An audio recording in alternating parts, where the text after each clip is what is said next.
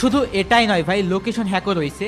Location হ্যাকের মূল ধারণা হচ্ছে গেমের ভেতরে কোঅর্ডিনেট সিস্টেমকে পুরোপুরি ম্যানিপুলেট করা। প্রতিটি প্লেয়ারের অবস্থান গেমের মধ্যে XYZ কোঅর্ডিনেট হিসেবে সেভ থাকে। যখন হ্যাকাররা লোকেশন হ্যাক করে তখন তারা এই কোঅর্ডিনেট ডেটা অ্যাক্সেস করে এবং প্লেয়ারদের অবস্থান একদম নিখুঁতভাবে দেখে ফেলে।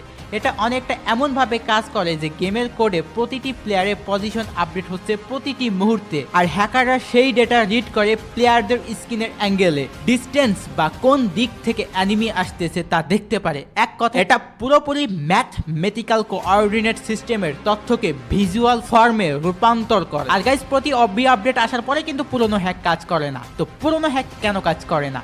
আপডেট আসার পরে গেমের যে ওবিবি ফাইলের অফসেট আছে সেটা পুরোপুরি চেঞ্জ হয়ে যায়, ডাটা স্ট্রাকচার রিম্যাপ হয়ে যায়, নেটওয়ার্ক প্যাকেজিং ফরম্যাট চেঞ্জ হয়ে যায়, অ্যান্টি চিট ডেডিকেশন রুলস পুরো চেঞ্জ হয়ে যায়, নতুন চিট যোগ করে। এর ফলে পুরনো যে কোড থাকে সেটা তারা হারায় ফেলে। এর কারণে পূর্বের যে হ্যাক সেটা কাজ করা বন্ধ করে। তাহলে আমার প্রশ্ন, হ্যাকাররা প্রতি ওবি আপডেটের পরে নতুনভাবে হ্যাক কিভাবে তৈরি করে?